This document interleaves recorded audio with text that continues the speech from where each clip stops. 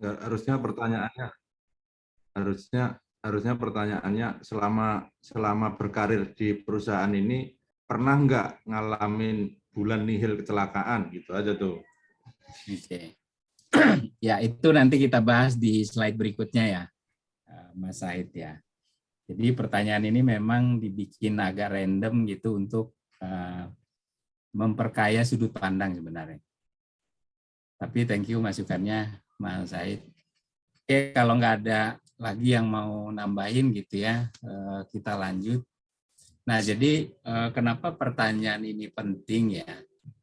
Terkadang kita juga butuh mendapatkan jawaban dari keyakinan orang-orang yang kita kelola di dalam suatu perusahaan atau di dalam organisasi, karena kalau kita hanya berasumsi, jadi kita itu sebenarnya agak sulit memberikan sebuah program atau apa ya, pengontrolan itu yang sifatnya individualis gitu ya, karena asumsi kita itu bisa benar bisa enggak, bisa benar pada orang tertentu, bisa enggak juga di orang tertentu gitu. Nah, mendapatkan jawaban atau pandangan dari orang-orang yang kita kelola itu sangat perlu. Jadi mau jawabannya pasti, mau jawabannya mustahil, selama kita tahu alasannya itu akan mendorong kita itu melakukan sesuatu yang cukup men-challenge balik gitu dari keyakinan orang-orang yang kita. Oke. Kemudian kenapa pertanyaan tadi juga muncul gitu ya, dan kita juga perlu memastikan dari setiap level di perusahaan atau di tempat kita berkarir. Kadang gini, safety ini tuh suka nggak suka ya. Sampai sekarang itu kadang penting nggak penting gitu di suatu perusahaan tuh, kalau pada saat pertemuan, pada saat pemaparan komitmen kebijakan, semua orang akan bilang keselamatan itu adalah prioritas. Bahkan keselamatan itu diutamakan atau nomor satu. Tapi pada kenyataannya di banyak situasi nggak sepenuhnya juga begitu gitu ya. Ada kadang keputusan-keputusan strategis di sebuah perusahaan, kadang orang ketiganya itu nggak dilibatin. Tahu-taunya itu udah ada keputusan, sudah keluar suatu rancangan sebuah proyek, sehingga seorang yang menjalani karir di profesional K3 kadang itu tergopoh-gopoh untuk melakukan penyesuaian karena startnya itu agak belakangan. Nah, jadi hal yang paling kecil itu adalah ketika kita mengeluarkan laporan rutin mau mingguan, bulanan, atau mungkin ada laporan kejadian. Itu reaksi orang itu agak susah diprediksi gitu ya. Yang minggu lalu sangat mendukung terhadap penerapan K3 yang ketat, minggu depan juga bisa berbeda. Yang minggu lalu kalau dengar laporan kecelakaan itu adem ayem gitu ya, yang penting udah investigasi aja lah, nanti kita selesaikan. Tapi bisa aja saat ini reaksinya itu berlebihan gitu ya. Jadi dan situasi seperti itu tuh situasi yang wajar sih ya, karena ya mau dimanapun kita hal seperti itu agak sulit dihindari. Makanya untuk meminimalisir sesuatu yang nggak pasti atau sesuatu yang terlalu sulit diprediksi, makanya kita di dalam sebuah organisasi itu harus memperbanyak kesepahaman dari sebuah program ataupun bahkan istilah-istilah tertentu. Nah, jadi kita masuk di sini. Saya itu seringkali pada saat ke lapangan ngelempar pertanyaan gitu ya kepada orang banyak di pertemuan-pertemuan baik formal ataupun enggak gitu ya. Itu kalau ditanya pertanyaan yang di depan tadi, mustahil nggak sih kita itu bisa mencapai nihil kecelakaan? Yang menjawab lebih mungkin itu lebih sedikit tentang apa. Jadi lebih banyaknya itu responnya mustahil, Pak. Kita ini kan hidup banyak faktornya. Belum dikaitkan dengan ya takdir lah, nasib lah, kemampuan perusahaan lah, latar belakang dan lain sebagainya. Jadi jawaban yang sering saya dapat itu lebih banyaknya adalah mustahil kalau kita bisa nyampe zero accident gitu ya, atau nihil kecelakaan. Nah, sebenarnya mau pendapat apapun sah-sah aja gitu ya, selama alasannya itu bisa diterima. Tapi untuk sesi kali ini, jadi saya mohon izin ya, karena dikasih kewenangan lebih untuk membawa materi, jadi untuk menyampaikan gagasan dari sudut pandang saya. Jadi sudut pandang ini kan tentunya dari teman-teman ada yang melihatnya cocok atau enggak gitu. Ya yang cocok ya monggo untuk kita ambil dan diterapkan, yang enggak cocok ya ditinggalkan kan gitu.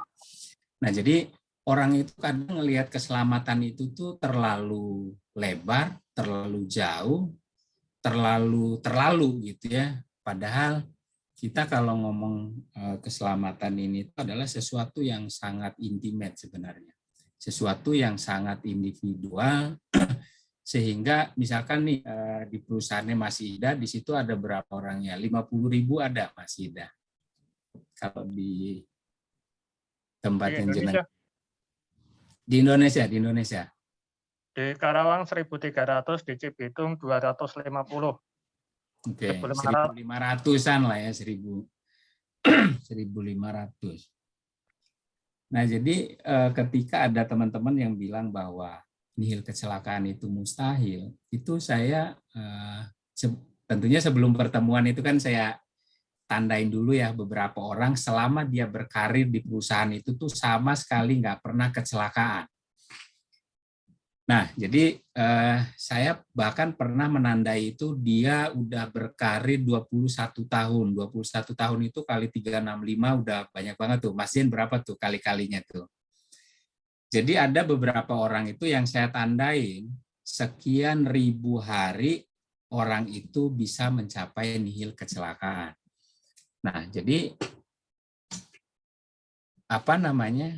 Pertanyaan menariknya itu adalah kalau si A di sebuah perusahaan bisa bekerja selamat selama 5.000 hari misalkan, atau selama seumur hidup dia berkarir di perusahaan itu, berarti si B bisa dong.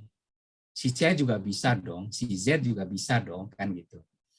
Nah, jadi terkait dengan zero accident mindset ini tuh, karena kita menyampaikan pesan itu kan ke kelompok orang gitu ya, ke orang banyak, tentunya pesan itu tuh harus nyampe diterima sebagai pesan untuk masing-masing individu.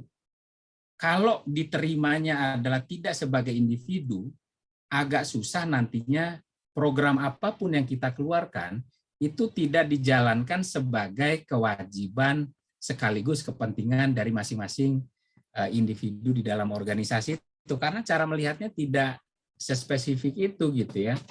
Karena setiap kita melakukan pembinaan, penyuluhan, kita kan targetnya itu kan setiap individu ngedengerin, paham, kemudian implementasi. Artinya zero accident ini kalau dilihat dari sudut pandang individu ya sangat mungkin gitu ya, bahkan bisa dibilang itu sesuatu yang pasti lah, ya kan?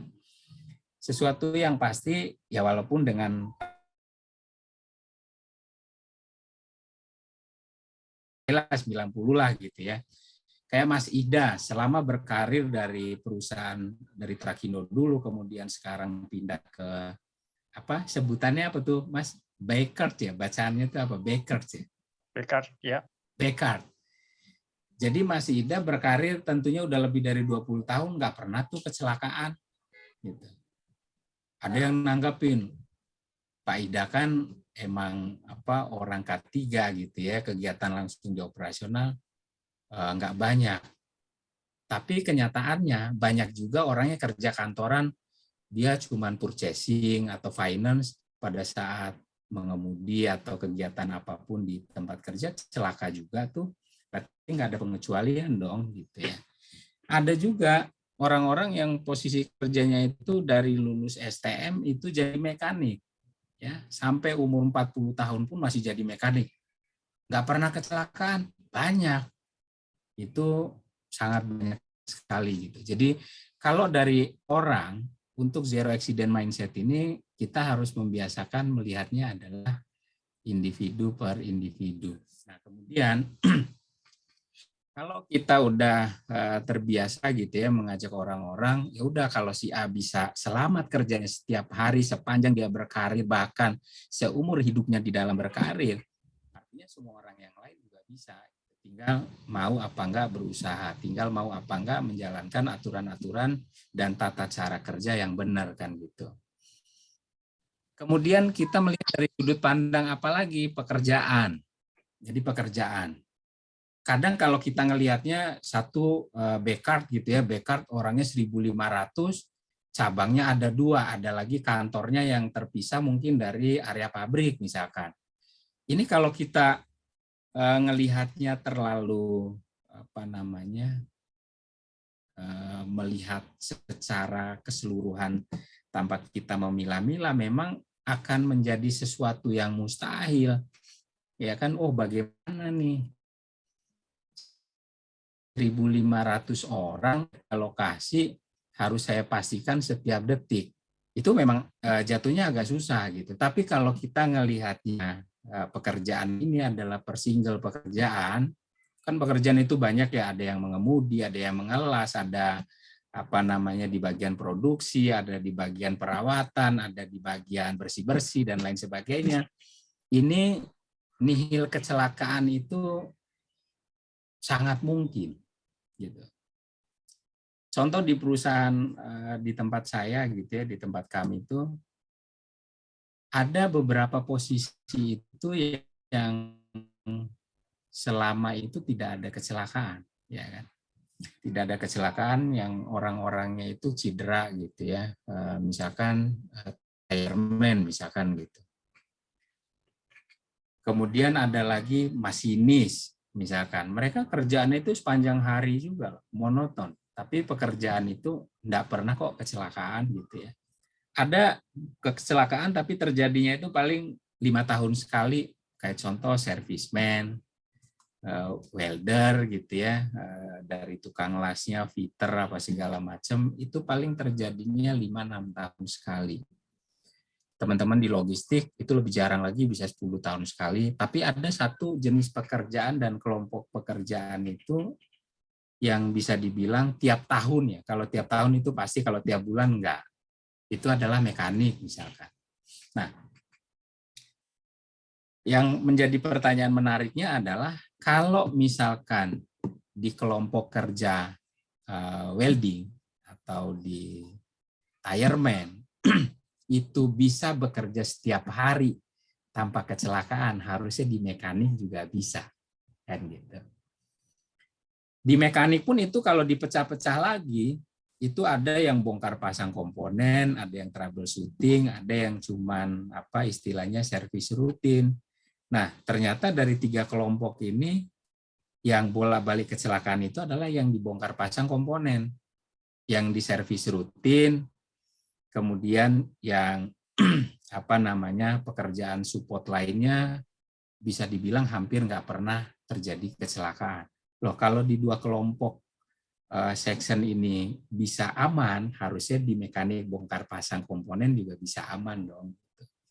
Nah, jadi kita harus lebih banyak melihat di keberhasilan-keberhasilan, jangan terlalu fokus ada satu masalah di suatu perusahaan, terus lantas kita itu menganggap semuanya adalah kegagalan. Lah terus kita ini berhasilnya kapan?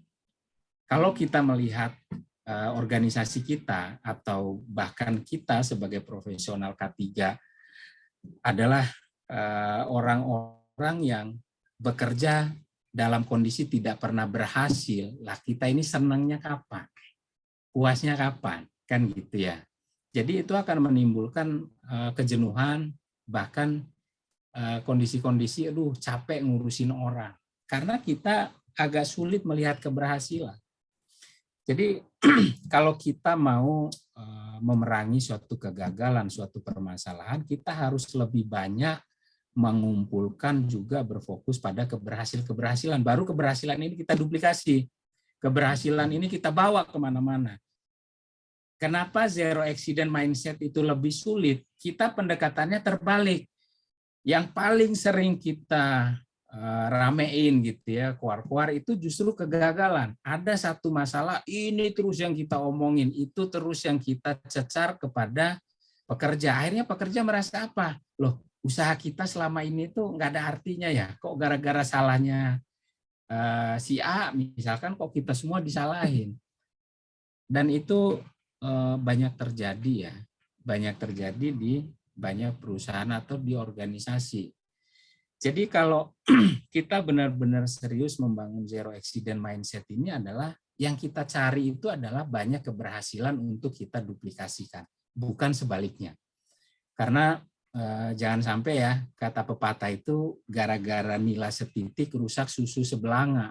Yang mending kita bawa susunya selautan samudra gitu ya untuk menghapus nila-nila yang yang bertitik atau berkubang dimanapun.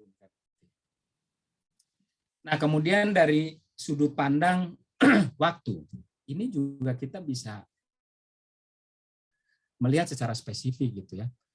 Banyak organisasi itu tidak puas dengan keberhasilannya mencapai nihil kecelakaan, sehingga menganggap zero accident mindset itu adalah sebatas slogan, karena melihatnya itu terlalu panjang.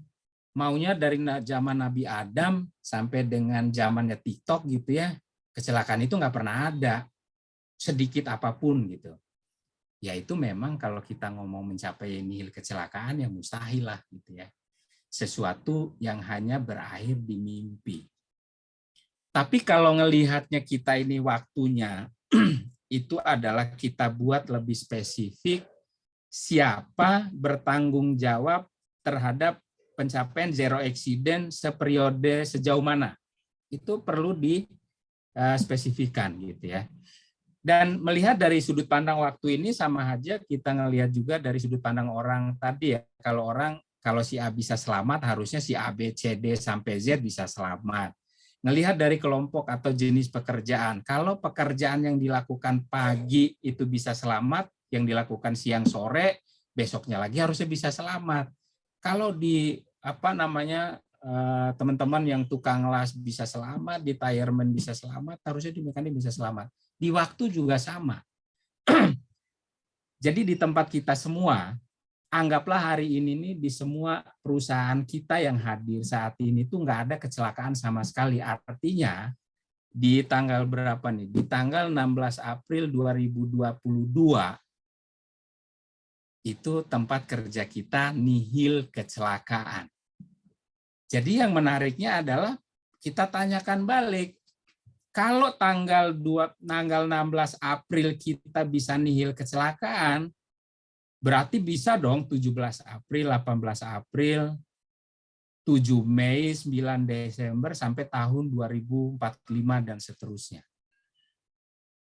Karena kalau kita ngelihatnya harian aja, harian ini kan waktunya panjang ya, harian itu 24 jam. Kalau dalam satu hari kita bisa selamat, berarti 2 hari, seminggu, sebulan, setahun, seabad kita bisa selamat.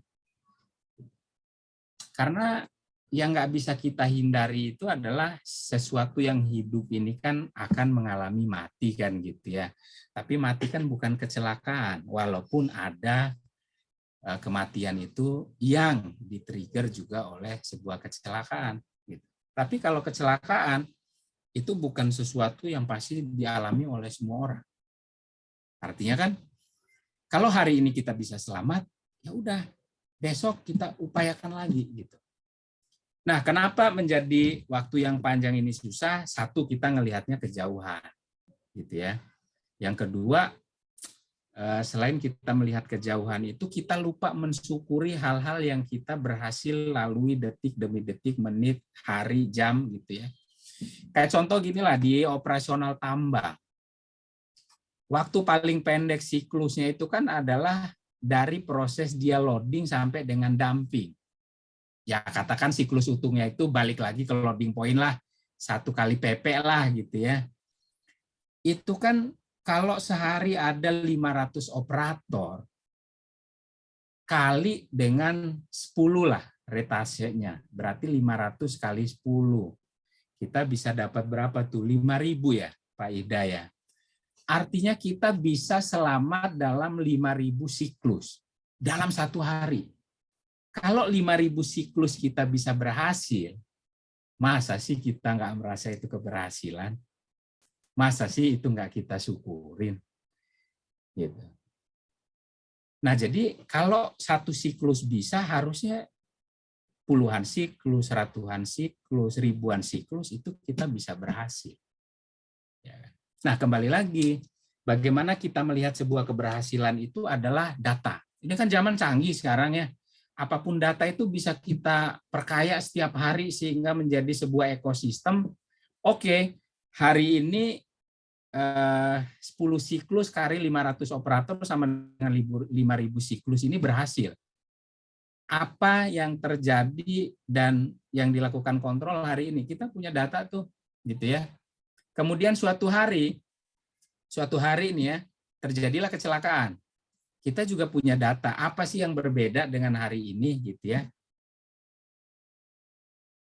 Jadi di bagian perbedaan itulah kita kasih obat gitu. Oh, ini ada perubahan, ini ada sesuatu yang baru, semua orang belum tersampaikan. Semua orang belum familiar dengan itu. Oh, ada sesuatu yang ujuk-ujuk kegiatan muncul di luar normal dan ini tuh nggak jelas change manajemennya. Apapun itulah, atau tiba-tiba biasanya pakai truk 100 ton, tiba-tiba pakai 300 ton gitu.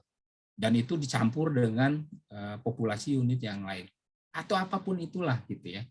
Jadi kalau kita bisa melihatnya dari siklus yang pendek, itu kita akan melihat segala sesuatunya secara spesifik, apa-apa aja yang membuat hal itu berhasil, sehingga inilah yang terus kita duplikasi, kita tingkatkan.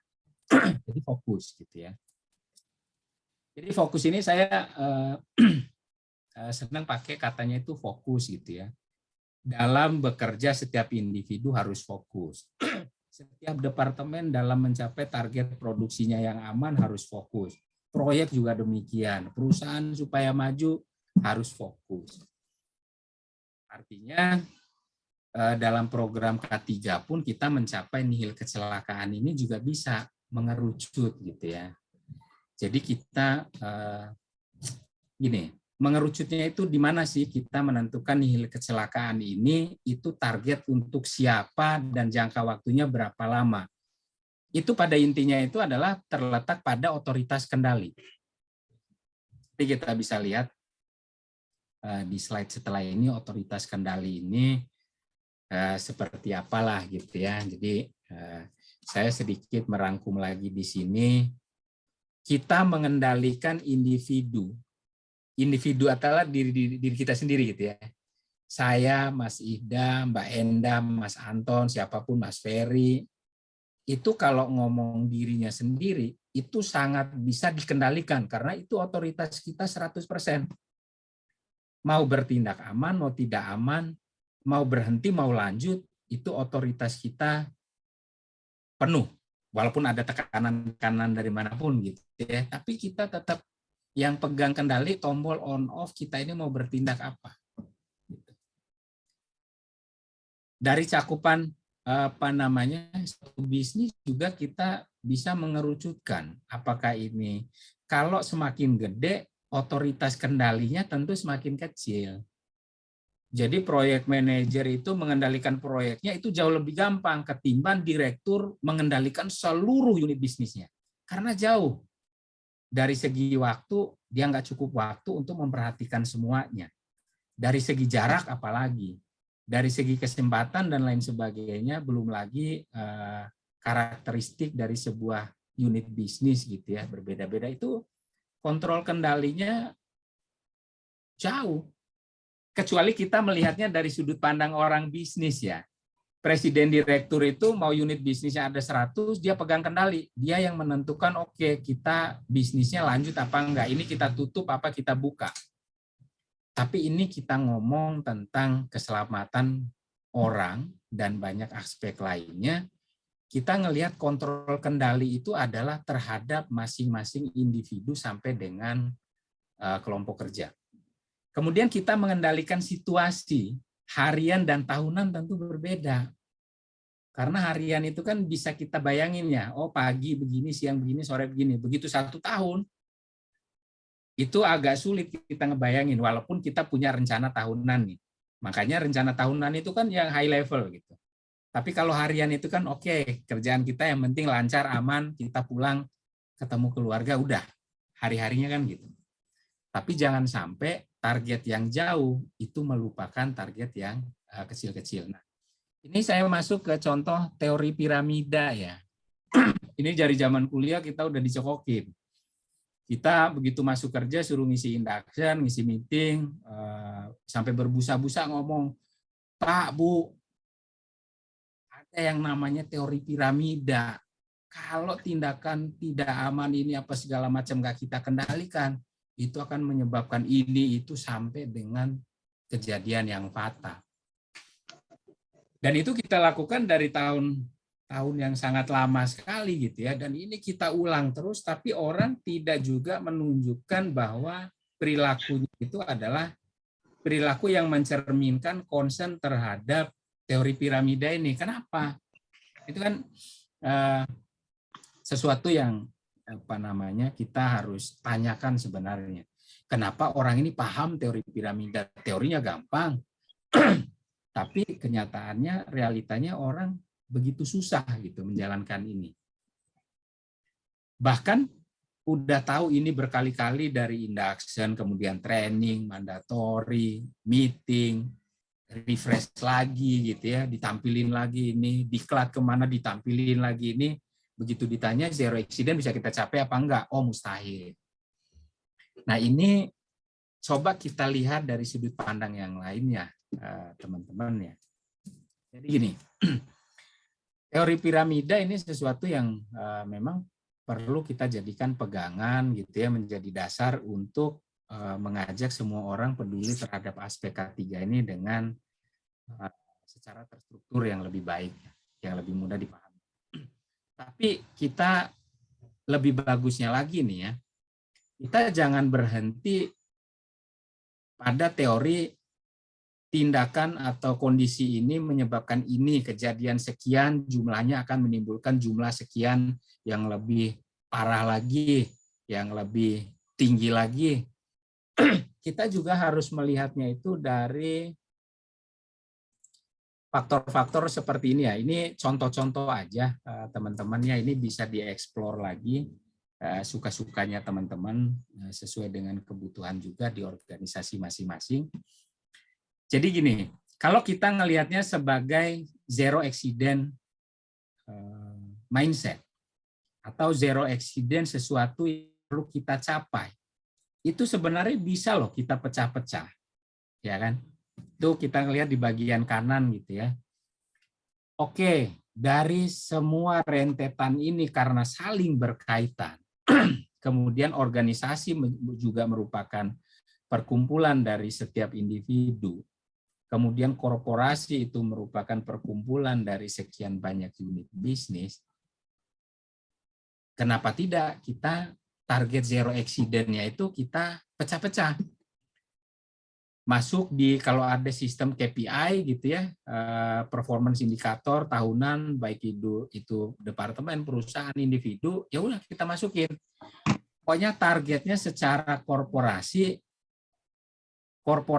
nggak mau tahu gimana caranya dikeluarkan program semua inisiasi, jangan sampai ada orang meninggal di perusahaan ini. Sehingga dari korporasi itu mengeluarkan segala sumber daya gitu ya, yang bisa diberikan. Nah, kenapa korporasi itu targetnya adalah zero fatality? Karena tadi otoritas kendali ya, otoritas kendali, orang berpencar di mana-mana. Belum lagi ada subkontraktor, ada vendor, ada tamu, ada orang entah keluar masuknya jadi karyawan dengan proses-proses yang dalam tanda kutip itu nggak semuanya dengan proses yang standar gitu ya, sehingga kendalinya agak susah. Nah, tapi apakah serta-merta karena korporasi targetnya zero fatality, sampai di bawah fokusnya yang penting zero fatality udah. Nah itu kita terlalu, kalau saya bilang ya, dengan layer-layer yang paling bawah, itu terlalu longgar, bos. Nah, sehingga apa? korporasi nargetin zero fatality nih, sehingga programnya high level. Kemudian budgetnya itu bahkan sampai ngeluarin kapital gitu ya. Budgetnya itu sampai ngeluarin kapital. Tapi proyek juga harus punya target, karena proyek itu konsesinya masih bisa lah diputar setiap hari. Kalau corporate nggak bisa muterin setiap tempat setiap hari. Tapi kalau level project manager aja, kalau dia ada di proyek, dia muterin semua tempat setiap hari bisa. Kenapa enggak? Gitu ya. Wah, areanya cuma segitu-gitu doang. Nah, dari level project itu target zero-nya itu adalah nihil kecelakaan yang menyebabkan hilangnya hari kerja, atau yang kita biasa sebut itu zero LTI gitu ya, atau zero LTC, apapun itu istilahnya. Nah, kemudian di dalam proyek itu kan ada banyak departemen, ada departemen operation, ada departemen perawatan, sipil, administrasi, HR, dan lain sebagainya. Di setiap departemen, ini grupnya lebih kecil lagi, kendalinya lebih gampang lagi, karena satu garis komando di dalam sebuah kelompok kerja, walaupun agak gede departemen gitu ya, tapi keakraban itu lebih akrab lah. Bisa dibilang satu dan lainnya itu saling kenal. Walaupun ada juga yang cuman ya kenal aja gitu atau tahu nama panggilannya, tapi paling enggak keakrabannya itu jauh lebih dekat lagi. Nah, ini beranilah kita naruh target zero-nya itu adalah zero recordable injury. Jadi ini banyak istilah gitu ya. Intinya itu kecelakaan-kecelakaan yang kategorinya itu medikal ke atas lah. Itu ditargetin zero lah. Ini kan satu departemen aja nih. Kita saling jaga yuk. Nah, kalau masing-masing departemen punya semangat itu, pencapaian proyek apalagi gitu. Ya kan? Lebih kecil lagi, satu departemen misalkan di operation, ada di situ grupnya hauling, ada grupnya dumping, ada grupnya drilling, dan lain sebagainya, geotek, engineer, apapun itu. Ini grupnya lebih intimate lagi, lebih akrab lagi, lebih gampang ngendaliinnya. Kalau gampang ngendaliinnya, negurnya jauh lebih enak gitu. Kalau ada yang aneh-aneh nih bro, nggak boleh gitu bro, gitu itu nggak benar. Yang kayak gini dong. Kayak gitu. Negurnya lebih intimate, otoritas kendalinya itu lebih dekat. Nah, ini target zero-nya berani dong. Udah kita semangat di section kita. Oke, di grupnya hauling, kita zero injury deh gitu. Atau kalau di hauling itu memang minim injury, tapi property damage-nya gede-gede gitu ya. Oke. Kita target zero-nya adalah tidak ada truk yang celaka misalnya. Bebas. Ini kan sebenarnya kesepakatan. Nggak ada orang di luar sana yang terlalu mengatur sedetail ini. Ini kan kembali suka-suka kita. Suka-suka kita yang ada di dalam sebuah organisasi atau perusahaan. Nah, yang menjadi repot itu adalah pencapaian keberhasilan.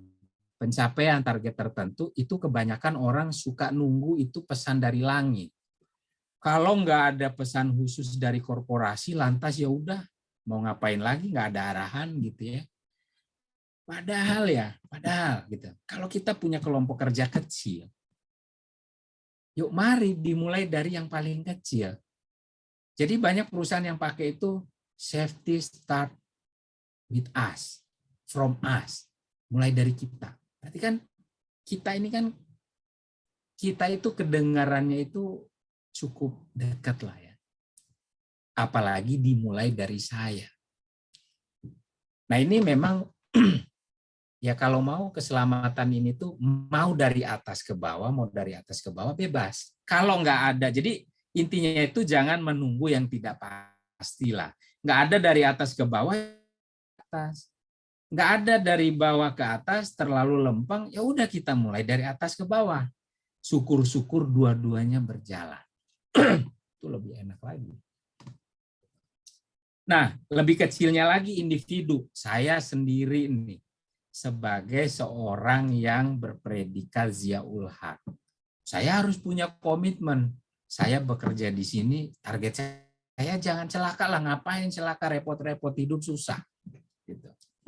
Nah, untuk mengajak target ini tanpa menunggu pesan dari langit itu lebih gampang. Kita ajak orang-orang ini tuh dari sudut pandang pertanggungjawaban. Jadi saya nggak bilang di sisi yang kiri ini adalah punishment. Walaupun bisa juga diterjemahkan di dalam konteks punishment. Jadi gini, kenapa kita harus mengendalikan ini selain kita mencapai zero accident, performa yang baik, citra yang hebat, atau kita ini hidupnya aman, nyaman gitu ya, itu berkaitan dengan tanggung jawab. Mau tanggung jawabnya secara struktural, secara moral, secara hukum, yuk kita ajak orang-orang ini menaruh tanggung jawabnya itu sesuai dengan realita. Kan kita nggak ngomong berandai-andai nih. Kalau terjadi kecelakaan fatal di sebuah perusahaan, tidak mungkin direkturnya tidak dipanggil. Oh, direkturnya pasti dipanggil. Mau itu oleh naker, mau itu oleh dari inspektur tambang, bahkan dari kepolisian diperiksa sampai level direksinya. Dipertanyakan perusahaanmu komitmennya opo gitu. Ini kan bukan sesuatu yang berandai-andai, itu sesuatu yang pasti. Kita ngomong ilmu K3 ini ilmu yang pasti. Bukan sesuatu yang berandai-andai. Makanya kita punya data, fakta, statistik apapun. Karena ini sesuatu yang bukan maya, bukan hayal. Ini adalah sesuatu yang pasti. Gitu. Pastinya ilmu K3 ini, kita sebagai profesional K3 yang hadir semua di sini, pastinya itu sama dengan 1 tambah 1 sama dengan 2. Nah, kenapa korporasi ini harus menaruh target itu dan itu harus digongkan oleh level direksi, direktur utama. Ya kalau ada orang meninggal emang dia bisa berpangku tangan, leha-leha gitu ya, udah manajer proyek aja gue mah nanti terima beres, lu minta duit gue kasih. Nggak bisa kayak gitu, Pak. Itu pasti punya pertanggungjawaban, apalagi meninggalnya multi gitu. Kemudian kalau ada kejadian, kalau di kaidah keselamatan pertambangan itu adalah kecelakaan berat gitu ya. Kita sebut LTI lah, hilangnya hari kerja. Manajer proyek itu udah pasti diminta pertanggungjawabannya, dipanggil sama minimal KTT. Bisa juga datang inspektur tambang. Kalau di pabrik manufaktur ya bisa didatangi oleh pihak kementerian atau dari dinas ketenagakerjaan, gitu ya. Dan banyak urusannya, nggak mungkin nggak dipanggil. Udah kamu aja pengawas gitu yang ngurusin. Itu orang tangannya putus, saya ngurus yang lain aja lah, ngurusin bisnis. Nggak bisa, bos. Dia pasti bertanggung jawab. Kecelakaan sampai orang itu mendapatkan perawatan medis, manajer departemen, kepala departemen, udah pasti dipanggil. Memimpin investigasinya, memperbaiki semuanya. Melakukan enforcement terhadap semua anggota lagi. Section juga sama, pengawas kerja itu nggak bisa lepas tangan, nggak bisa angkat tangan. Nah, individu, ya ini yang kiri dan kanan ya sama gitu ya. Jadi memang semua yang atas pun itu kan ada kaitannya dengan individu, makanya mengerucut, makanya dia berlapis, penuh layer. Nah, kalau yang di bawah ini, ya ini kan urusannya individu nih. Kalau kita ngomong punishment, ya kalau dia ngelanggar ya udah hukum, kan dia yang langgar. Kalau dia salah udah perbaikin, ya dibenerin kan gitu. Nah, treatmentnya itu adalah cara kita melihatnya adalah seperti itu, sehingga pola perjalanan daripada pencapaian dan targeting daripada sebuah pencapaian performa K3 itu akan jauh lebih terstruktur. Jadi kita ngomong sama direktur itu kalau kita membawanya dari sudut pandang individual doang agak susah, bos. Kita ngelihat apa karismanya aja itu udah ketar-ketir gitu ya, udah agak gemetar gimana gitu. Tapi kalau kita ngelihatnya kita mau membantu, Pak Direktur, kita ini justru melakukan inisiasi ini, program kita harus high level begini, supaya Bapak bisnisnya lancar, nggak perlu berurusan sama orang meninggal sampai perusahaan kita ini kenapa-kenapa. Sampai Bapak harus dipanggil kemana-mana, dan lain sebagainya. Jadi mau pendekatan apapun itu, ya kita bawa. Pertanggungjawaban itu sesuatu yang sudah pasti. Nggak bisa ditawar-tawar lagi. Masalahnya seberat ini, yang nanggung, yang ngurusin, yang dilibatkan, yang terlibat, ya sampai setinggi-tingginya. Nah, ini dari kita melihat layer daripada kita targeting, kemudian tanggung jawab paling tidak sampai level mana pertanggungjawaban itu dipertanggungjawabkan. Nah, kemudian kita ngelihat lagi nih, dari sudut pandang yang mana? Kalau tadi itu kan lebih ke tanggung jawab maupun punishment, kalaupun mau punishment gitu ya. Dari sisi reward pun kita itu bisa melihatnya dari sudut pandang piramida ini, ya kan? Oke, kita bikin target layernya, anggaplah semuanya berhasil. Nah, reward pun harus berlapis. Karena kalau nggak kerasa ini untuk apa sih gitu ya. Walaupun yang paling common ya, paling banyak dipraktekkan di setiap perusahaan itu adalah kalau tidak ada kecelakaan hilangnya hari kerja 1 juta, 5 juta, 10 juta, ini bagi-bagi rewardnya itu berhamburan. Tapi sisanya ya ada kadang nggak jelas. Sehingga orang ngelihatnya itu adalah lebih ke layer kedua doang. Ya sama layer 1 lah. Kalau fatal kan pasti LTI juga gitu. Nah, tapi kecelakaan orang yang harus dijahit, yang ini babak belur, tiap bulan, tiap minggu ada. Apa iya kita itu begitu euforia berbangga-bangga dengan zero LTI reward, tapi kecelakaan ini bolak-balik tiap minggu, tiap bulan kejadian. Nah, untuk menstimulus mindset orang terhadap apa-apa yang ditargetkan berhasil di masing-masing layer, kalau mau bikin reward, itu ya sekalian ada layernya. Sehingga pada saat orang menerima reward apa, dia tahu, oh keberhasilan kita udah ini. Gitu. Ya tinggal di lock aja. Kan semuanya kan kesepakatan. Nggak ada keharusan dari pihak manapun di luar sana, 1 juta jam kerja, kamu harus ngeluarin segini. Nggak bisa kayak gitu. Itu adalah strategi daripada masing-masing perusahaan. Nah, kita ambillah contoh waktunya sama-sama 1 tahun lah gitu ya. Sama-sama 1 tahun nih. Sama-sama 1 tahun. Kalau semuanya tercapai, dari korporasi sendiri pada saat tahunan itu mengeluarkan bonus. Jadi kayak gaji 13 gitu. Bonus lagi di luar THR. Karena nggak ada orang yang mengalami fatal di seluruh lini bisnis atau unit bisnisnya perusahaan. Oke, orang senang, bersyukur, kerasa tuh gara-gara bisa menjaga nggak ada orang meninggal, dapat nih kita 1 kali gaji. Kemudian di project juga dia ngeluarin lagi berupa barang-barang yang sangat berkesan, membanggakan gitu ya. Oke, kita 1 juta, 5 juta, atau selama 1 tahun ini tidak ada kejadian LTI. Oke, kita bagi semuanya sepatu boot, mereknya apa? Red Wing misalkan. Orang akan menandai keberhasilan itu dan akan sangat mengingat bahwa oke, kita memang harus menjaga jangan sampai ada kejadian hilangnya hari kerja.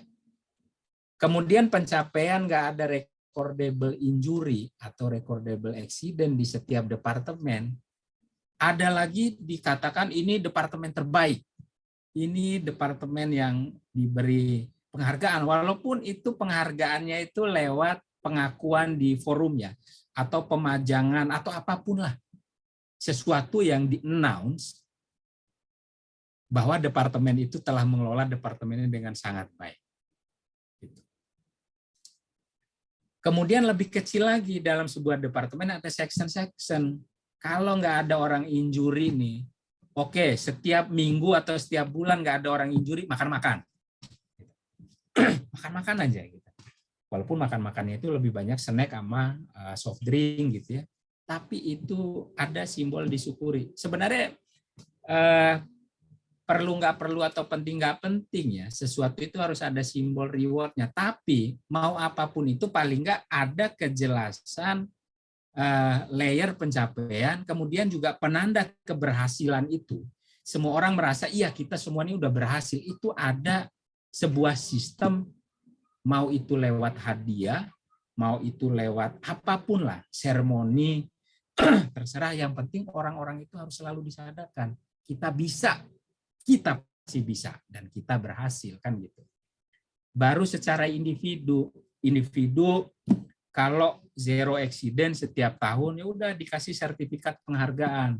Tahun 2022 Zaini Dahlan mendapat penghargaan zero accident. Si ini, si itu, si ini, si itu. Berhamburan kita ngasih itu. Ya, yang nggak dapat, yang celaka yang nggak dapat, kan gitu. Kemudian tahun kedua lagi terakumulasi udah 2 tahun, Zen udah 2 tahun zero accident. Udah 10 tahun tersertifikasi. Ini tuh apa ya? Valuable lah gitu. Priceless walaupun kertas. Tapi selamatnya orang setiap hari terakumulasi, setiap waktunya dia dikasih penghargaan. Bahwa you telah menjaga keselamatanmu sepanjang berkarir di sini, itu priceless, bos. Jadi kadang sesuatu itu tidak serta-merta dilihat dari hadiah, uang, apapun. Ya masing-masing ciri khas organisasi ya macam-macam lah ya. Tapi paling enggak kita tahu kebutuhan yang paling diminati, nilai yang paling disukai oleh kelompok yang paling besar, ya udah kita mainkan, kan gitu. Ini tuh kalau kita pecah-pecah lagi menjadi pembagian tanggung jawab eksekusi program apa segala macam masih bisa lagi, tapi karena waktu kita cukup terbatas gitu ya, saya pikir bagaimana memancing ide, semangat kita membuat satu gerakan membangun mindset fundamentalnya zero accident ini, saya pikir ini cukup memancing inilah ya, memancing kita lah gitu. Nah, tapi satu hal yang harus saya sampaikan secara terbuka apa adanya gitu ya, gagasan begini itu nggak serta-merta diterima. Dan nih presentasi kemana-mana di internal perusahaan, di level sampai direksi, di level dengan teman-teman di lapangan. Belum sepenuhnya juga apa yang saya paparkan di sini itu di tempat saya itu penerapannya udah sebegitu-begitunya. Belum. Tapi bukan karena itu belum terus kita angkat tangan, kan gitu. Gagasan selama kita yakini ini memberikan hasil, gagasan ini kuat dan kita cukup antusias untuk merealisasikan ini, ya jangan pernah berhenti gitu. Nggak bisa di satu tempat, kita cari tempat yang lain. Nggak bisa oleh kita sharing kepada yang lain. Mungkin teman-teman yang lain itu bisa merealisasikan lebih dalam lagi, lebih spesifik lagi, lebih gegap gempita lagi, kan gitu. Jadi pada intinya ya mari kita melihat segala sesuatu ini dari puzzle-puzzle yang kecil. Keberhasilan yang kecil kita duplikasi untuk keberhasilan yang lebih gede. Kemudian dari semangat kelompok-kelompok kecil kita bawa ke dunia yang lebih luas. Itu baru dinamakan bahwa kita membumikan ilmu keselamatan yang mulia ini. Itu dari saya, teman-teman semuanya. Terima kasih banyak gitu ya, dikasih waktu yang cukup panjang sore hari ini menjelang berbuka puasa. Kurang lebihnya saya mohon maaf. Monggo masukan, tambahan, insight dari teman-teman semuanya. Dari saya kurang lebihnya mohon maaf. Mohon dikoreksi untuk yang salah-salah dan juga dimaafkan kalau ada sesuatu yang sifatnya mungkin kurang etis gitu ya, atau penyampaiannya berlebihan, monggo. Jadi sekali lagi terima kasih banyak. Saya kembalikan ke moderator Mas Danang. Wassalamualaikum warahmatullahi wabarakatuh. Waalaikumsalam warahmatullahi wabarakatuh. Ya baik, terima kasih Mas Sia. Jadi sebelumnya kami ucapkan selamat berbuka untuk teman-teman yang sudah menjalankan. Untuk yang belum berbuka jangan buka puasa dulu ya, kita masih ngabuburit. Ya, jadi temanya menarik sekali pada sore hari ini Mas ya. Antara pencapaian dan juga kinerja harus setara gitu ya, harus ngeling ya. Nah ini jadi dari sini pasti banyak pertanyaan nih dari rekan-rekan. Tentunya dalam hal reward tadi menarik juga itu. Jadi memang selama ini dengan adanya reward itu salah satu jadi penyemangat kita ya untuk saling ingat mengingatkan. Selain itu juga dengan adanya reward juga ada kelemahan, tentunya takutnya jadi sesuatu hal yang jadi ini negatif itu, malah mengarah ke hal yang salah. Jadi untuk selanjutnya akan ada sesi diskusi mungkin dari rekan-rekan. Mas Danang, Oh ya, duluan, boleh? silakan. Boleh Pak Ida, langsung. Mas Iya, ayo sampean buka puasa juga. Harusnya sudah. Apa yang disampaikan Mas Iya itu jadi ngingetin saya ketika tahun 2015-an kalau nggak salah. Waktu itu tuh siapa namanya Profesor Dominic Cooper itu datang ke Jakarta. Acaranya APOSO. APOSO itu semacam kayak seminar antar negara terkait dengan occupational safety and health di ASEAN seperti itu, dan dia datang. Kebetulan saya bisa ikut gabung dalam sesinya beliau, dan beliau mengatakan safety is social. Jadi safety itu dipandang sebagai sesuatu yang sifatnya common achievement seperti itu. Jadi saya pikir tadi Mas Sia sudah sangat bagus merepresentasikan. Hanya mungkin ini catatan saja sih, karena dalam sekian tahun saya berkecimpung di dunia safety, kadang-kadang ada saja orang yang memanfaatkan. Jadi ketika kita mengatakan ayo mencapai 0 LTI gitu kan, seperti itu, atau tidak ada kecelakaan yang mengakibatkan hari hilang dengan reward sejumlah uang apapun itu, seperti itu. Cuma kemudian hasil akhirnya ada saja orang yang menjadi dalam tanda kutip menyembunyikan insiden. Itu kejadian pernah saya lihat di tempat lain, ya di kita lah ya, di Indonesia seperti itu.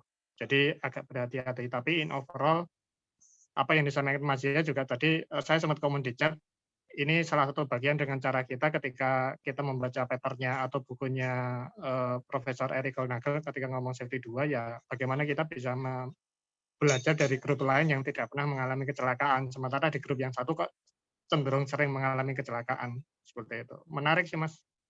Monggo, silakan.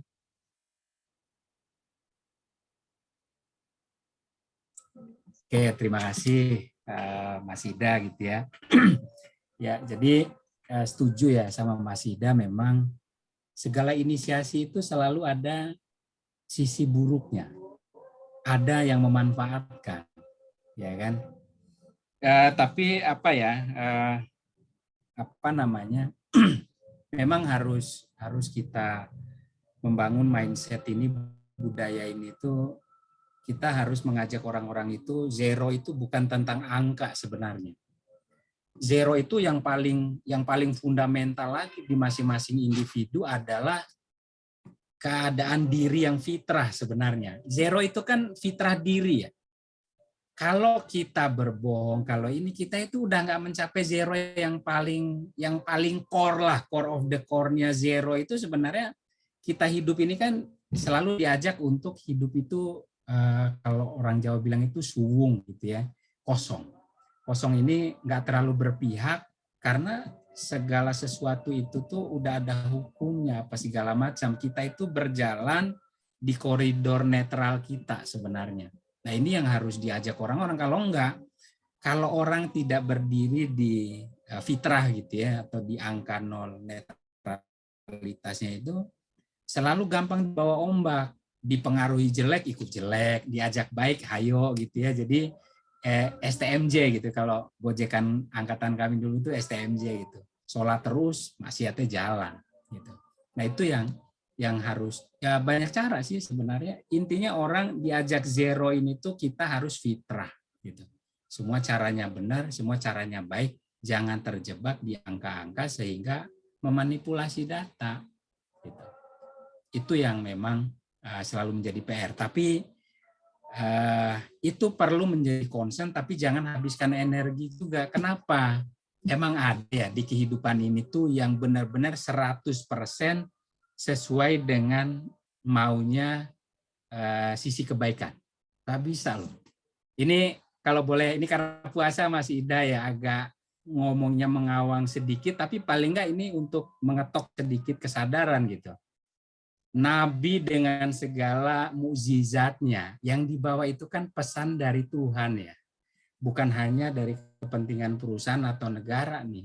Tapi ada yang namanya itu kaum-kaum apa Mas Ida namanya kaum musyrikin ya. Itu tuh awalnya berkumpul tapi mereka itu malah diam-diam menjadi musuh kan gitu. Itu padahal muridnya Nabi itu. Yang lebih tinggi lagi gitu ya. Yang menciptakan kehidupan ini kan menyampaikan bahwa segala kebaikan itu kan datangnya dari Tuhan gitu. Tapi apa? Apakah semua yang diciptakan itu lantas menjadi malaikat? Enggak. Ada yang namanya iblis juga gitu. Artinya memang kalau kita melihat sejarah kehidupan yang paling purba sekalipun, hal-hal yang melenceng itu akan selalu ada dan bisa dibilang pasti ada. Gitu. Nah, tapi bagaimana adanya dua sisi kehidupan itu kita bawa ke titik nol aja. Titik nol ini kan nggak kiri, nggak kanan ya. Ya dia di tengah-tengah aja gitu. Biarkan ridhonya Tuhan, restunya semesta apapun itu gitu yang kita sebut, itu yang bekerja lebih banyak di luar daripada kemampuan terbatasnya kita. Itu Mas Ida, terima kasih untuk insight-nya gitu ya. Terus ini ada pertanyaan dari siapa nih? Mas Anton Jarwo ya. Yang di kolom chat itu, bagaimana sih cara membangkitkan gairah pencegahan kecelakaan padahal reward punishment udah diterapkan. Reward untuk LTI itu udah dikasih juga. Ya tadi sebenarnya kita udah ngasih banyak layer sebenarnya. Ya kita melihat lagi reward yang kita kasih itu udah benar-benar menjadi simbol dan orang sadar nggak terhadap keberhasilan tertentu. Tapi yang paling penting lagi adalah penerapan punishment. Kalau reward itu pekerjaan gampang lah. Kelingking kiri itu gampang itu. Tinggal ngeluarin dana, beli hadiah, bagi-bagi gampang. Sebenarnya pekerjaan yang paling PR dan harus diseriusi adalah pekerjaan punishment. Kenapa? Banyak orang mau levelnya sesenior apapun, ngeluarin punishment itu yang dikeluarkan adalah terlalu individu, malah emosi, marah, nggak suka, benci apa segala macam. Padahal perusahaan manapun kalau ada orang melanggar, punishment-nya itu nggak pernah ada pasal orang itu layak dimarahi, orang itu layak dibenci, nggak ada bos. Yang ada kalau orang melanggar, pelanggarannya tidak signifikan, ya ditegur secara lisan, diedukasi. Nah, kenapa saya bilang punishment ini adalah pekerjaan yang menjadi PR banget dan harus diseriusi? Orang itu harus memberi punishment berdasarkan sistem, bukan berdasarkan nafsu pribadi. Ya kan? Begitu orang melanggar karena sering ngelihat emosi, wah ini ku habisin aja nih. Itu individu, bos, bukan sistem yang bekerja. Kalau ngasih hadiah itu gampang karena semua orang pasti senang. Jadi ada quotes-nya dari Aristoteles ya. Itu zaman sebelum Masehinya banyak tuh. Katanya itu adalah marah itu gampang. Yang enggak gampang itu adalah marah dengan cara yang tepat di waktu yang tepat dengan cara dan tujuan yang tepat. Punishment ini harusnya itu menggunakan kaidahnya Aristoteles itu. Gitu. Sistem yang bekerja bukan orang. Nah, selama punishment itu adalah bukan sistem, tapi perangai orang, emosi orang, itu nggak akan pernah benar-benar bekerja, bos. Karena begitu yang melanggar adalah anak emas, orang yang disenangi. Sistem nggak bekerja, udah buntu tuh. Gitu. Ada yang pelanggarannya itu receh, tapi karena orang ini tuh sering bikin dong, ngasihnya itu dicari-cari, dilebih-lebihin. Ini juga nggak zero sebenarnya. Kalau yang tadi saya bilang ke Mas Ida, kalau mau orang itu nggak memanipulasi situasi, kecelakaan nggak ditutup-tutupin adalah fitrah, punishment itu juga harus fitrah. 0 dari nafsu. Kalau punishment melibatkan nafsu, itu bos nggak akan pernah efektif, bos. Itu pasti ada benturannya. Pasti ada celahnya, itu dipermasalahkan lagi di kemudian hari. Tapi kalau kita berdirinya itu adalah sistem, kepentingan nafsu individu, atasan atau siapapun itu 0, itu akan jauh lebih efektif lagi. Gitu sih, Mas Anton ya, yang bisa saya sharing. Dan ya monggo lah dieksplor lebih dalam lagi insight yang kita diskusikan sore ini. Itu dari saya, Mas Danang. Mungkin waktunya udah menjelang buka juga di teman-teman WIB. Mungkin kita cukupkan sekian ya. Kalau misalkan ya pengen disambung lagi bahasannya next time lah. Gimana Mas Ida? Siap. Betul Pak. Sekaligus nanti kalau misal ada pertanyaan lebih lanjut, kalau misal ada yang minta kontak Mas Zia, boleh saya kasih ya. Monggo. Oh ya, nanti takutnya Boleh. masih ada yang mau didiskusikan, biasanya seperti itu. Monggo, nanti dikasih aja. Ya. Monggo. Ya. Baik, Oke. Terima kasih Pak Zia, Pak Ida, dan rekan-rekan yang lain. Kita tutup ya. Jadi memang sedikit waktu, tapi mudah-mudahan banyak ilmu yang kita serap. Jadi yang terpenting adalah silaturahmi tidak terputus itu. Oke, sebelum kita akhiri, marilah kita berdoa. Berdoa menurut agama dan kepercayaan masing-masing. Berdoa dimulai.